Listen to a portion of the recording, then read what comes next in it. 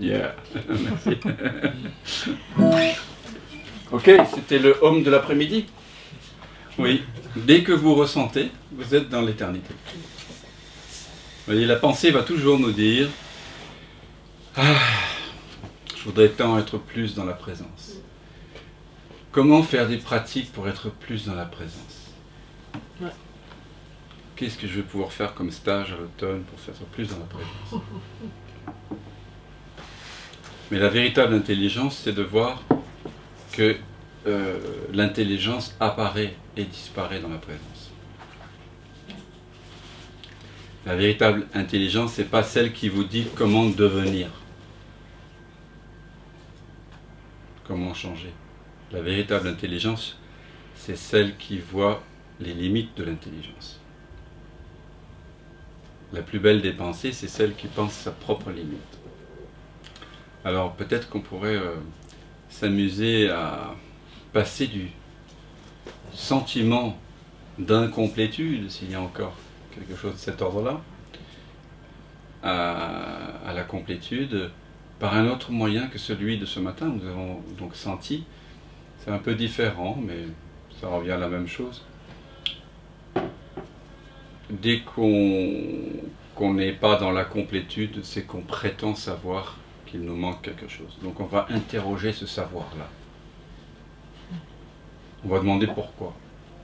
Alors si on demandait juste pourquoi et qu'on se contentait de la réponse, ce serait le pourquoi le plus stupide au monde. C'est pour ça qu'en général, les enseignants dits spirituels n'aiment pas trop cette question pourquoi. Mais là, nous allons l'utiliser dans un sens un petit peu radical et la poser systématiquement d'une façon jusqu'à-boutiste.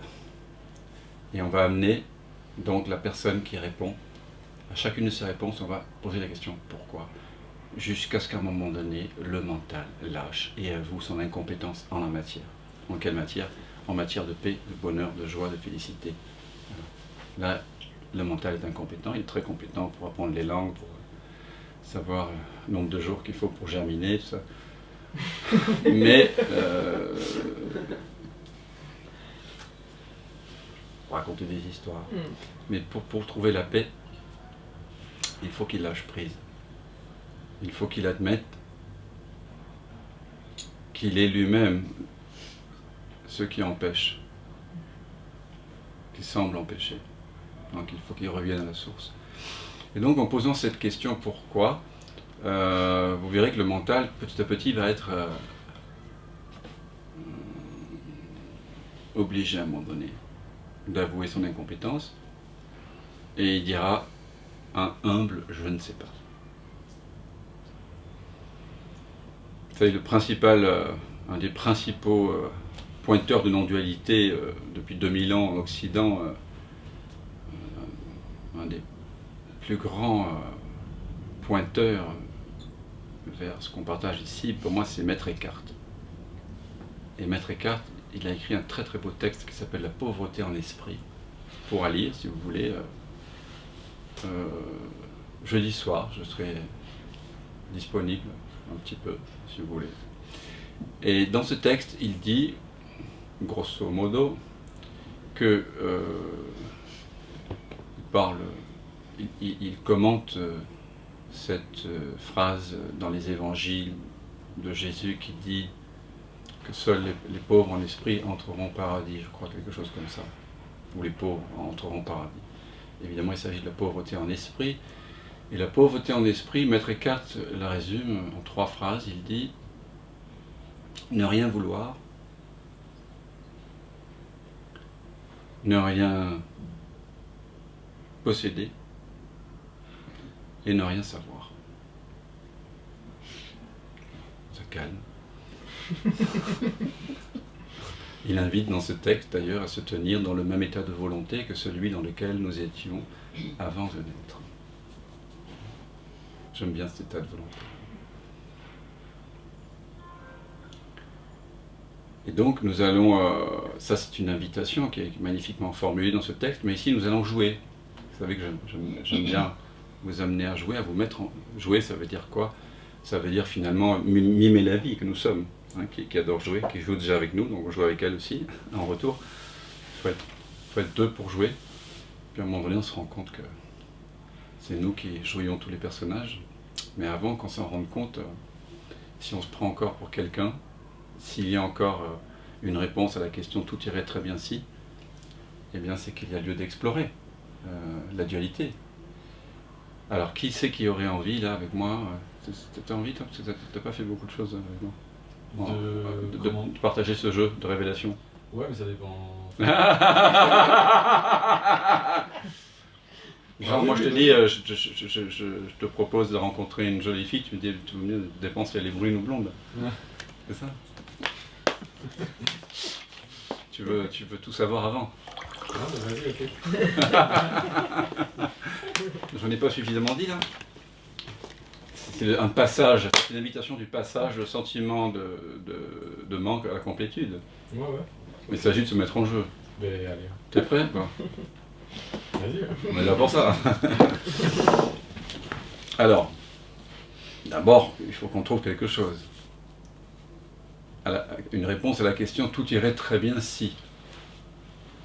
Est-ce qu'il y a quelque chose? C'est-à-dire que s'il n'y a rien, et alors là il ne faut pas se référer à ses connaissances en métaphysique et en non-dualité. Oui, mais effectivement, puisque je suis la conscience, il n'y a rien. Non, non, il faut être sincère, parler avec son cœur. Non, si... Mais quand je dois m'exprimer en public, oui. J'aime pas ça, donc je ressens de la peur. D'accord. Très bien. Pourquoi? Alors tu fais des réponses courtes, si possible. Parce que... Et tu restes avec moi, s'il te plaît. Regarde. Pourquoi? Parce que je me sens limité. Et pourquoi tu te sens limité? Parce que je me sens faible. Et pourquoi tu te sens faible?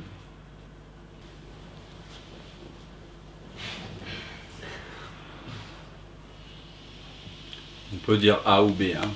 Si on veut, on peut dire A, on n'est pas obligé. S'il y a vraiment quelque chose qui vous gêne d'exprimer en public, vous dites A. C'est pas un souci. Pourquoi tu te sens faible? Est-ce que tu le sais? C'est une impression physique? Ou faible dans quel sens?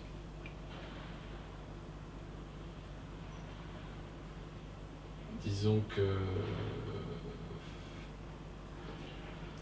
c'est peut-être un peu une impasse. Au-dessus, c'était quoi? C'était le... N'essaie pas de revenir en arrière. Okay. Avec le mental. Ça ne marchera pas, j'ai essayé. Ça ne marche pas. Ben, faible... Peut-être, ouais, peut-être physiquement, ouais, peut-être, je sais pas. Ouais. Mais bon, tu y crois, ça, cette histoire? Si, bah peut-être plus petit, je me suis fait ramasser la tronche. Ouais. Ah oui? Et pourquoi? Pourquoi tu te faisais ramasser la tronche petit? Parce que... disons que j'ai un peu du mal à réfléchir, quoi. Donc, Mais tu sais pourquoi tu te faisais ramasser la tronche? T'as une idée? parce que j'ai envie de dire parce qu'ils étaient méchants, quoi. Mais, Oui, bah, tu me dis ce que tu sens. voilà. Ok. Et tu sais pourquoi ils étaient méchants? Parce qu'ils sont cons, tu vois. Oui. Et tu sais pourquoi ils étaient cons?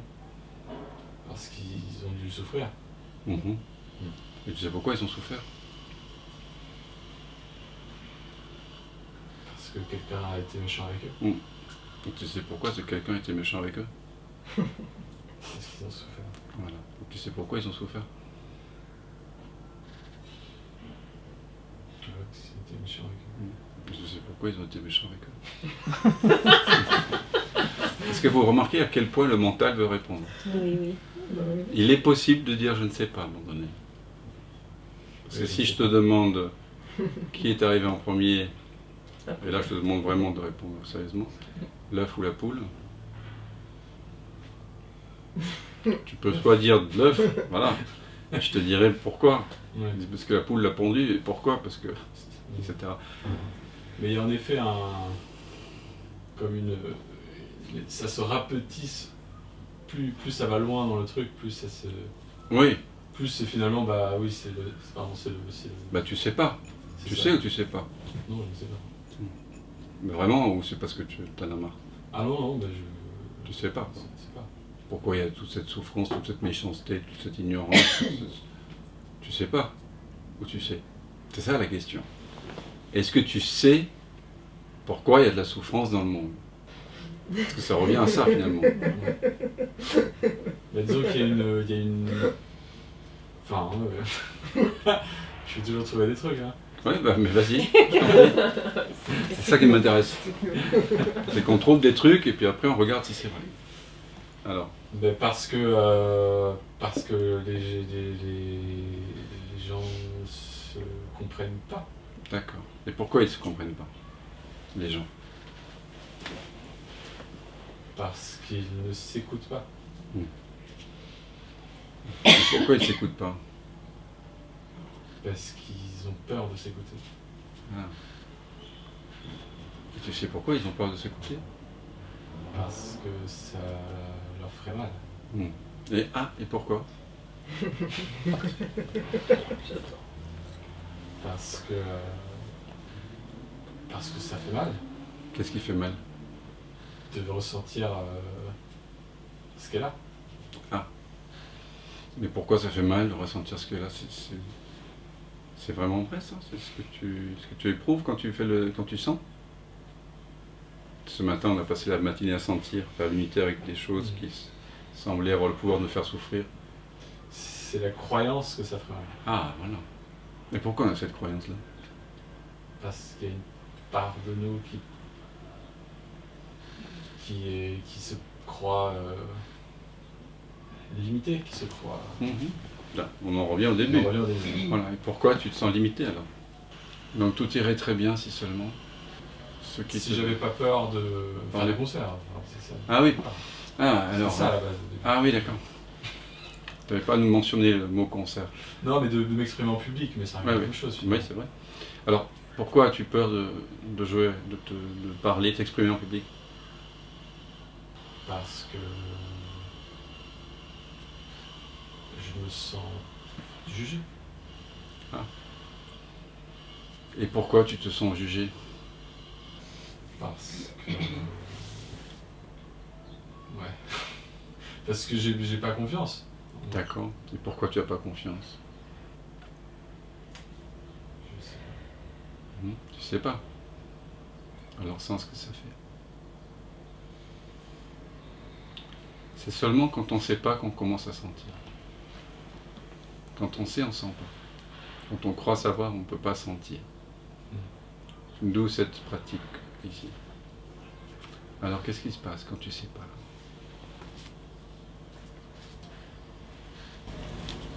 Tu fais bien. Ça se relâche.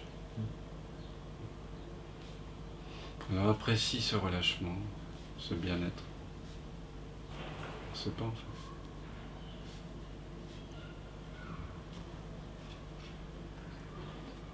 On prétend savoir, mais en réalité on ne sait pas. C'est comment là pour toi? C'est calme. Et l'idée de jouer en public, tout ça?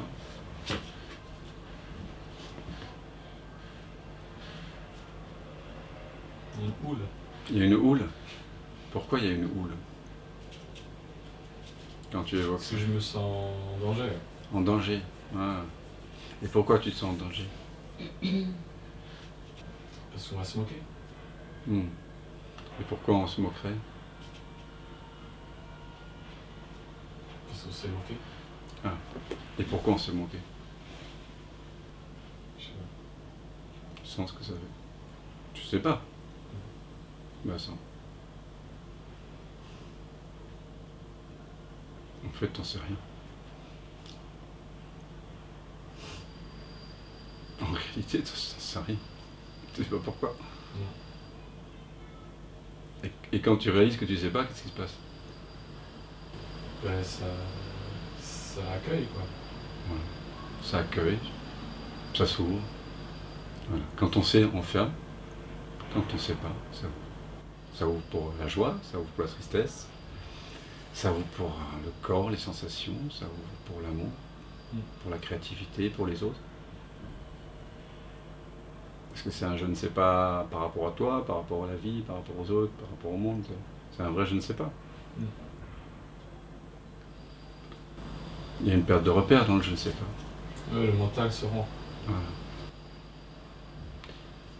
Vous voyez qu'on a fait ce petit chemin, et au début, en fait, il y avait une souffrance parce que la souffrance est là parce que tu prétends savoir. Tout simplement.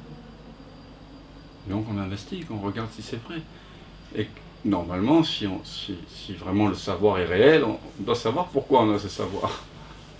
Et en fait, chaque fois que tu interroges un savoir, quel qu'il soit, le mental, au bout d'un moment, tu redescends l'arborescence des savoirs qui semblent devoir s'appuyer les uns sur les autres. Ouais. Et en fait, tu arrives à la racine, la terre, et puis après, l'eau, le vent. C'est basé sur rien en fait. C'est basé sur rien. On dénoue en fait un truc. Voilà. C'est juste une prétention. J'ai une prétention et donc je souffre.